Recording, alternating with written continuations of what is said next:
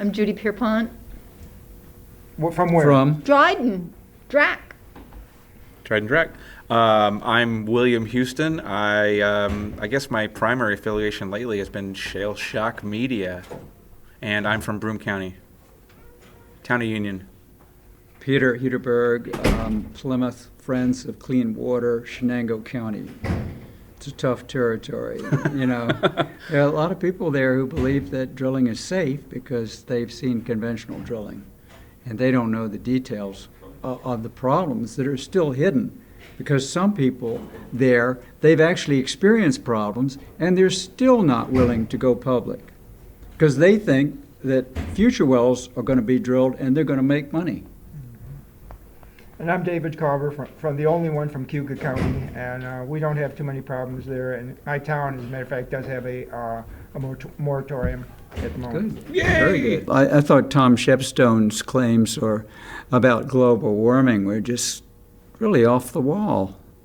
And, you know, I mean, you have Howarth there saying that 98% of scientists have looked at the data, they've studied the issue, and they agree global warming is happening. And Tom Shepstone says it's just what did he say, just a bet? How does shale gas impact our society's fight against global warming / climate change? And it starts on that side. Okay. Well, first of all, I'm going to suggest that the premise to the question is a problem. First of all, it helps us that there's a global warming theory, because that theory lends us the opportunity to prove what we can do to contribute to that by reducing carbon emissions. However, I want to emphasize that premise is a bet. It's not a certainty. I know it's a religion to a lot of people that it is a certainty, but the fact is that the climate change group out of England just released a report just a few weeks ago that said there's been no warming, and these are people who are advocates of dealing with the issue. There's been no warming for the last 16 years. None. And it was just speculative, and that's an absurd statement.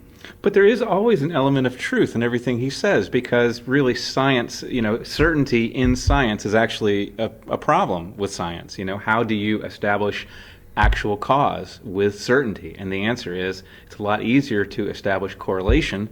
Strict cause is, you know, in philosophy of science, they argue whether strict cause is something that's ever really provable, because there's, you know, too many variables, for example.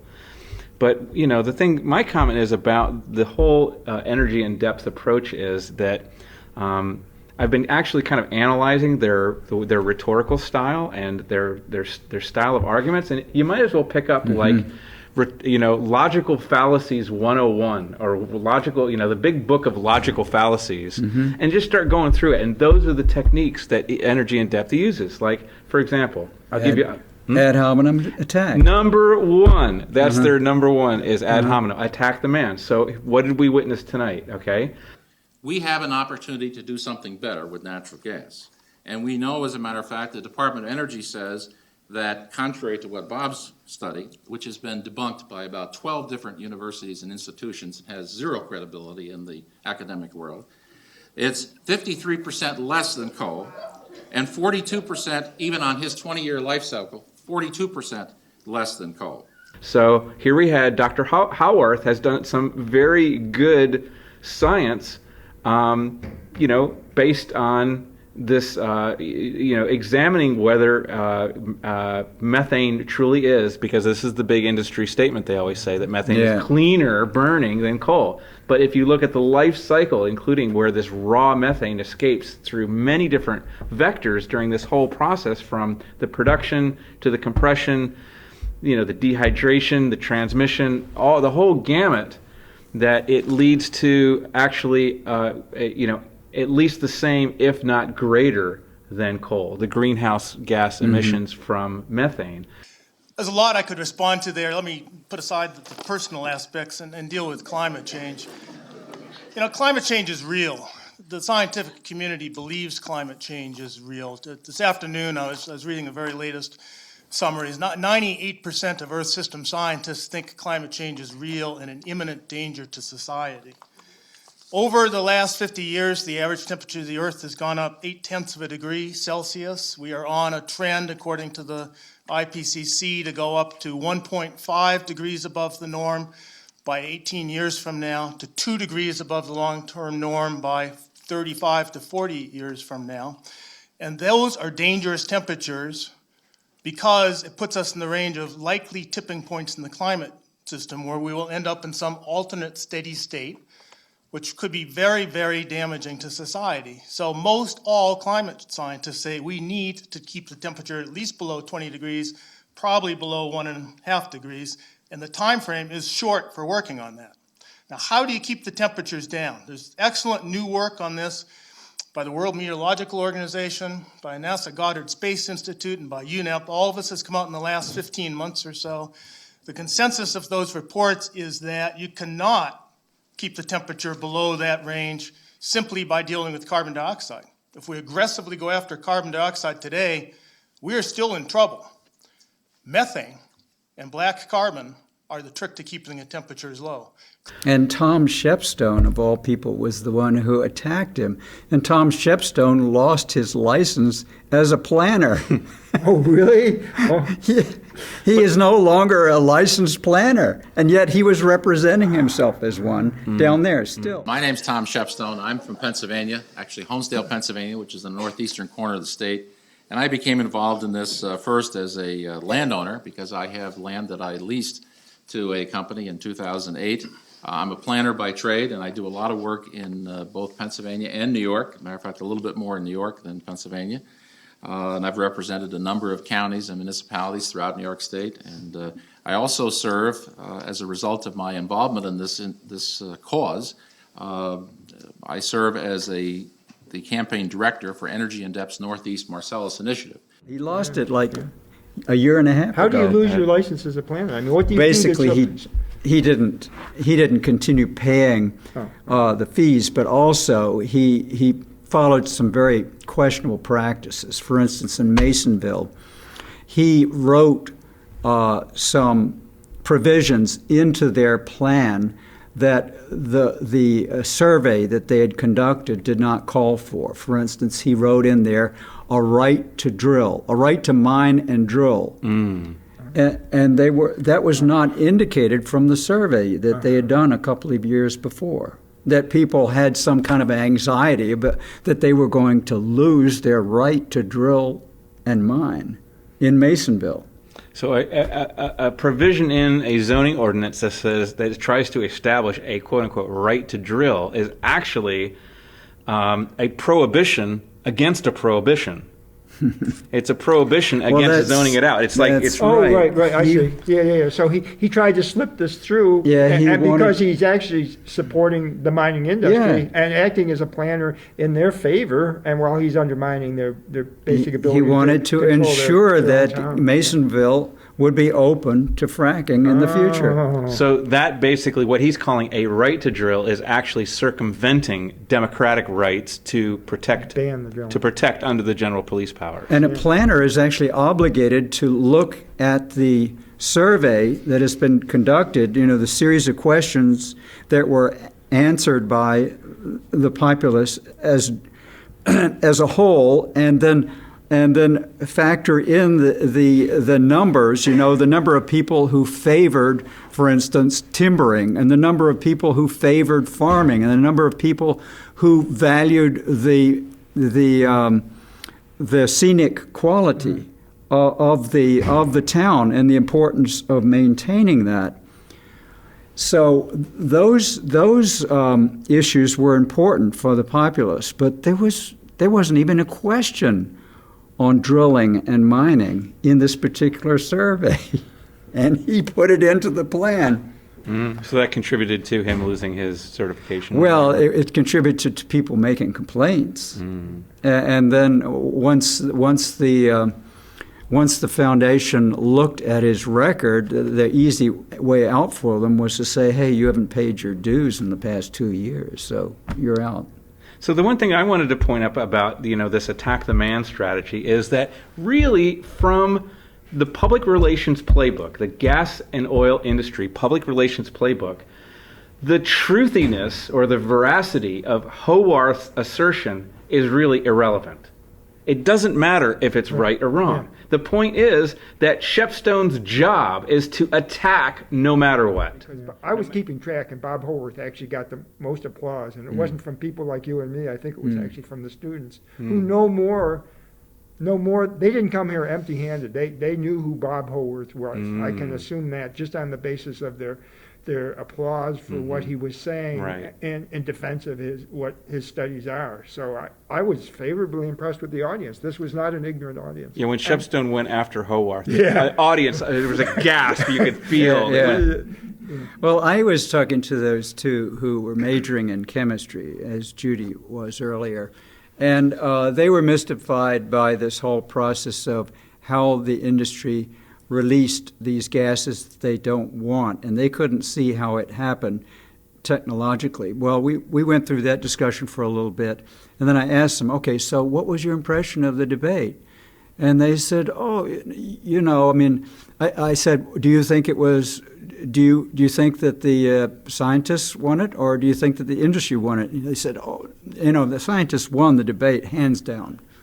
So, even for technologists, they saw that even for technologists who might be considering jobs in the industry, they saw that the scientists won the debate. One thing interesting that I would like to say is like this clear, I don't want to call anybody a liar because they might not know. So, but the point is there was something that was stated that was clearly, let's be nice and say factually inaccurate. That's the nice way to call somebody a liar. So what happened was, right at the end, Joseph Campbell, I think it was the last question, Joseph Campbell of Gas Free Senecas talked about this, he related this very personal story about these glycol dehydrators that are part of the refining process. Thank you. My name is Joseph Campbell. I'm one of the co-founders of a group called Gas Free Seneca. I have a personal stake in this issue. My mother and my sister, 88-year-old mother and sister, lived in a house outside of Lawrenceville, Pennsylvania, for a year. And when they moved in, there was no drilling going on. And 6 months later, they were surrounded by well pads. Turns out the one closest to their house and right up the hill was a collecting station. And one of the dirty little secrets of this extractive industry is a process called glycol dehydration, whereby they have to take the impurities out of the gas before it goes into the main line. It has to be almost pure methane before it goes into the pipeline. And what they do is they pass it through glycol. I'm not sure of the process. I'm not an engineer or a physicist. But then the impurities are pulled out by this glycol, and the glycol is heated. And then the byproducts are basically vented into the atmosphere. And my mother we almost lost her to a respiratory ailment that didn't respond to anything that the doctors could do. And my sister ended up in the emergency room, and when they did her blood tests, her liver enzymes were off the charts. She had toxic hepatitis. Now, this is a woman who doesn't drink, doesn't smoke, runs every day, and eats mostly organic food. So I believe that the industry needs to come clean about this process, and if they're so concerned about keeping the environment clean, why would they vent these? I don't even know what's in there, but vent it into the atmosphere. I think we understand the question. Do you want to respond? Yeah, I'll respond. I'll explain the glycol dehydration. I mean, essentially what you have is a drip pad, and it removes water. It removes water vapor from the gas. That's it. Nothing else is removed. So the venting is basically vapor water. And that venting is limited. If the dehydration unit is large enough, the air regulations that govern us, I know people say we're not regulated, but the air regulations in our industry, we're required to basically recycle that. So it's a closed loop system. Nothing is vented. Because I have a personal interest in this, since my mother, who's 88 now, 2 years ago, she and my younger sister, lived in a house outside of Lawrenceville, Pennsylvania. And it was when they moved in, the house was out in the middle of a cow pasture, basically.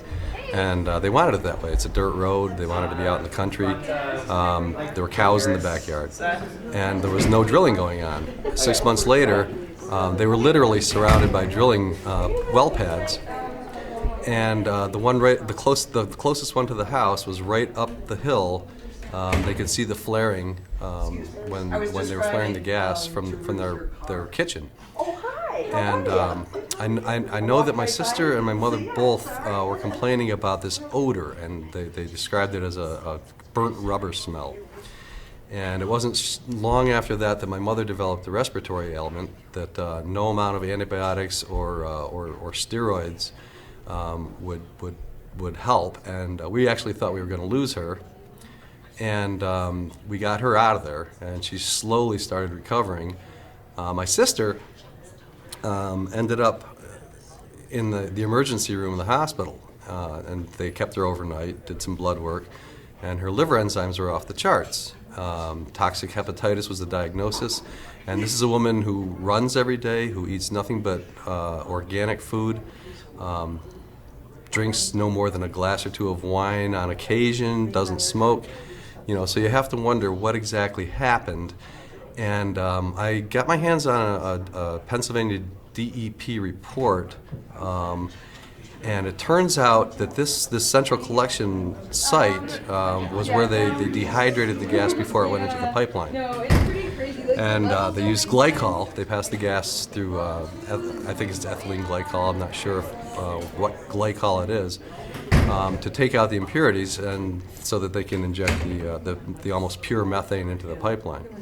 So the gentleman that represented the gas company, Lenape, tonight answered my question by saying that the only thing coming out of that gas was water. And in fact, the DEP report, the gas company reported that it was brine, and they were smelling brine. Well, brine to me means produced water, right? The flowback. And we know that flowback is laced with heavy metals, hydrocarbons, aromatic hydrocarbons, whatnot. And I believe that when they heated the glycol to reuse it, I believe that they were venting whatever came out of there directly into the atmosphere. And I believe that that's what caused both of them, my mother and my sister, to get sick. So I don't think that the guy was being truthful when he said that it's only water. And he also said it was a closed loop system, but I don't believe that that's the case. If it was a closed loop system, they wouldn't have been able to smell it. I just wanted to say about a comment about Joseph Campbell's question about glycol dehydration, because dehydrators. John Holko got up there and said that they only emit water vapor. So Wow. what I want to say was I've just been recently looking at the it's called a file review from the Pennsylvania Department of Environmental Protection concerning the site called the Williams Central Station. I've really been paying a lot of attention to that and the whole Constitution pipeline business. And what I found was the only permits for that site that have been issued relating to greenhouse gas emissions were supposedly two. I think at least one of them is dubious. Neither one of them had a public hearing. But these GP5 permits were for glycol dehydrators. Mm-hmm. And guess what? They are emitters of greenhouse gases. Oh, that's right there in the permit. It's right there in the okay. in the filings for the So they were PDEP. saying what? That's the function of those dehydrators? Well, it as part of their function, they are greenhouse gas emitters. So Yeah. maybe let's give them the benefit of the doubt. Maybe John Holko just doesn't know that they're greenhouse gas emitters and more than just water vapor. But it's factually inaccurate. How could he not? You don't have the. Judy should come in here. Come in. So that it was consistent with other kinds of denial. Yeah. That when he says this system could not possibly, this glycol dehydrating system, it's a closed system, it could not possibly be emitting anything. I wish I'd had one last question, to say, how can you explain the smells, Yeah, right. the sickness, Mm-hmm. and then when you talk, this is just one instance of sickness in proximity to these dehydrators and also compressors that we hear about Mm-hmm. again and again and again. People, having major health crises, animals dying. There's Right, been research at Cornell by Michel Bamberger and Robert Oswald on the health of animals. And we've seen, YouTubes in Bakken, North Dakota of, Oh, wow. of animals, Kittens dropping, can't control their nervous systems bleeding. can't control their muscles. Or Terry And somebody Greenwood was- crying in the background saying, "Oh, this got to stop, this is awful." And It's just from the fumes, the air pollution. so there's something Toxic. that is so toxic that animals die, that people are getting sick. How can the gas drilling companies pretend they don't know? Well, they do know. They pay them off, and what didn't come out in this discussion was the non-disclosure That's acts. right. The settlements And- that we'll pay you off, but you can't talk. You can't reveal how much money They you received or what we paid they've you off gotten for. to the governor and the legislature in Pennsylvania, where doctors now are not allowed Right. to Act tell 13. their patients Right. Yes. what I think maybe that's now considered to be, that it's been challenged and it's That went through the court unconstitutional. system, yeah. And it's unconstitutional, but they damn well tried. They tried. Yeah, right. Not to allow doctors to tell their patients what was contaminating, what they had in their body that was making them sick, and the community then wouldn't be able to know a thing. Right. But there's so much what's the word I'm looking at? Anecdotal evidence. I mean, is there a scientific? Right. I think the sciences are beginning to come around, actually. But the point is that even if the science did come out, they would attack the science, just like we witnessed That's They've right. been them attacked. attacking That's Bob right. Howarth right Yeah. now. So the science is emerging, but the point is, even without the science, there is so much anecdotal evidence of, hand counts of water buffaloes in Bradford County, PA. It was like it's been 120. Why is there 120 people on replacement water in Bradford County, Right.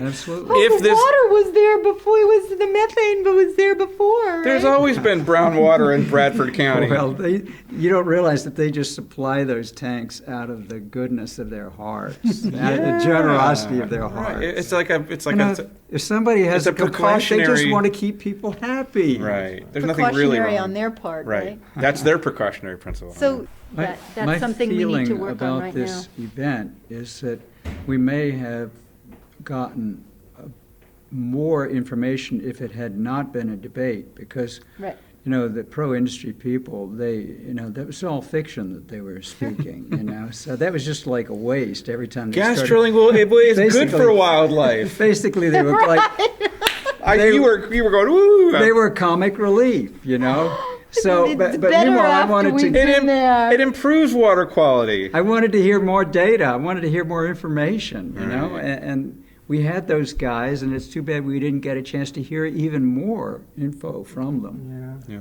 I was We happy were with here the, with to the, see what the students were getting, what is it the students were having to hear, Mm-hmm. I was happy with the one person, and I didn't know where he was coming from initially because he described having he was in the guy in the back. having the business and Yeah. all this, and you just assume, Yeah. well, rah, we need to sell all this stuff because my business will boom and everything, and then all of a sudden, boom, and wow, Yeah, why- and why what's are you the in damn such a hurry? hurry? Which Yeah. is my question over and over again. What is Yeah. your rush? Oh, well, we're so concerned about the economic decline of this, and this state will just, and Grafia says this, if you just wait, the price is going to go up and everyone will make more money. It's But just he the was investment talking- problem. he was talking And about- that's the same problem that what was her name? The Nancy woman? Schmidt. Oh, Nancy yeah, Schmidt. yeah. They're worried about their investments and the companies going down the tubes. And they got to hold their Oh, lease. yeah. But this guy, he was kind Yeah, of they already lost it, surprising. I mean, as you say, he was working for Yeah, the just pulled industry, out. and yet he was coming out with all this dirt on the industry, all these problems Yeah, on the yeah. industry. My question is, what is the sense of urgency? From a business standpoint, I've heard a lot about paralysis through analysis. Why are we waiting? Why are we hesitating? If you don't want to use natural gas, that's fine. There is a surplus. It is at a 12-year low price today of probably what? I'm guessing about 50,000 wells that you've drilled in Pennsylvania, your industry. Most of them aren't producing. There's permits out in Maine for 2 plants to export the additional natural gas, the surplus, to try to make your industry some money to foreign, and in some cases, not so friendly nations. We're trying to get rid of this stuff. What is the urgency to go and lay this out like the Monopoly Board today and drill non-producing wells all over New York State? We are going to need to get at the gas. All right, we Why? understand. What is the urgency? Okay, I think we I got the understand question. I think I got the question. Okay, What's the good. urgency? Thank you. Well, let me, All right. being a sales manager, you understand the economics of opportunity and the capital intensive projects that we have. Money comes and goes. The opportunity here is developing it indigenous to New York from our perspective and my perspective, and this country from all of our perspective. The idea that we can do it now to get to this environment where we have other energy opportunities, we have to generate economic value. We need money coming in. You have to realize that the majority of jobs created in this country over the last 3 years have been done by our energy industry. I just read an article in a newspaper today when everybody talks about boom and bust. What about ITT in Seneca Falls? Why are they hiring people? Because they're selling parts to the oil and gas industry. This is an industry that basically is a building block. That's an understanding point you have to get through. The urgency is we got to start something now. I'm not going to say that every well is going to be drilled in New York State. There's discussions that there's going to be 50,000, 100,000 wells. That's a joke. You'll be lucky if there's a couple hundred wells drilled. So the concern of this going on is ridiculous. Okay, we're going to try to get a response. There's 3,700 wells drilled in Payette. All right, we're For just Marcellus. Hey, we can carry on this private discussion 3,700. later, but at this point, 3,700. I'm going to try to get a response from this side. There's absolutely no rush to, frack New York State. I mean, there's so much gas in America that the price is at a shockingly low level.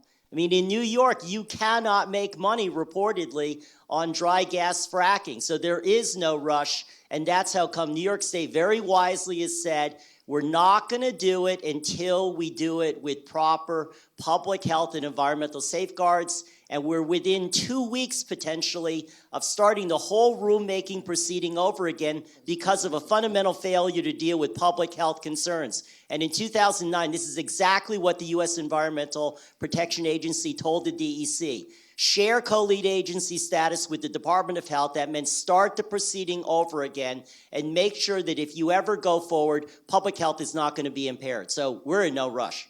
No wonder they don't want a health study in New York. Oh, God, no. Oh, You no, know? they do want one. They want They one don't. that's pushed through the Department of Health. A It's sham. That's not under a, the thumb of, that is not a health study. we know that, but that, it That's has the not- appearance. It has- doesn't- it doesn't- I know, we We're know onto that, but them, I mean, though. that's We're why never that's gonna a- we're gonna right. never let that fly. Well, U.S. Commission, I don't know what it is. Well, Shaw H- Neerov is the name of the person, the head of the Department of Health in New York State. And I tried contacting that guy long ago. Where are you and how come you're not making a fuss over this? He doesn't want to be response. involved, does he? He's under the thumb of the governor, and he will not step out of line with that. And so he was not going to say word one until the issue came up in such a large way, I guess, through the DEC, had to admit that there are too many comments, requests. I don't know exactly why all of a sudden the health became an issue, but it has. You know, how did that come out? Because all these people have been making statements, all the various people concerned with health have been making statements for a long time concerning the S-guys, and that was never, ever We finally admitted. broke through the press Finally Either somehow. that- Yeah, Either broke through or he wanted another reason to push it out. Yeah, could be. It's like, Why would he do that? We're talking about Governor I Cuomo. doesn't- agree with you, He but doesn't- I'm at, what's your he's idea? getting suspicious that something's really wrong here. He's No, beginning maybe he has he to worry does- about his smell a political rat. That's future. right, That's right. all he's Smell a concerned rat. about. Yeah, he just I'm with you. doesn't want Are to you? take a position because He he's could afraid really of the be political wrong. repercussions. That's what it is. Well, But it I could- think he's it- just totally cynical. He wants the cash for his presidential run. Well, yeah. You're right. But So he if doesn't he want to makes give a big out up on mistake- the industry cash. If he makes a big mistake, he won't even get to be governor next. Right. But I don't actually think that he's under any threat, political threat for the governorship. I think he wants the cash, but I think he thinks that we're fringe, still anti-frackers are fringe. They're not his central Mainstream, yeah. mainstream. But it But we could make a lot of be- noise. It could be that So- we're going to get to be more than fringe.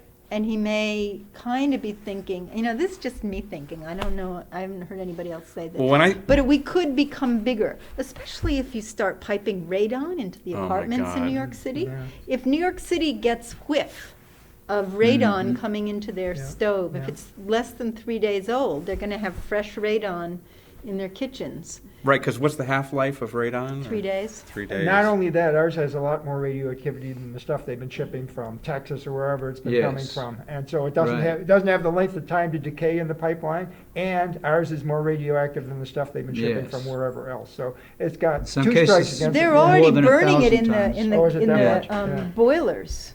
Boilers are being Converted? converted. They're using in- stuff from Pennsylvania then, or what? I don't know where they're using it from. I Well, know. that Pennsylvania gas has to be going somewhere, so I don't know presumably how it they're is going getting to it New to New York. York at this point.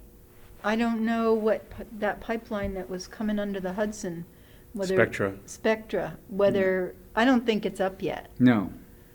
But I suppose there are other ways for the gas to get to New York City. I don't know if they're using Marcellus gas. The debate. But we should find out about that. That- and we that's a should- really good point, We yes. should make it, it was just on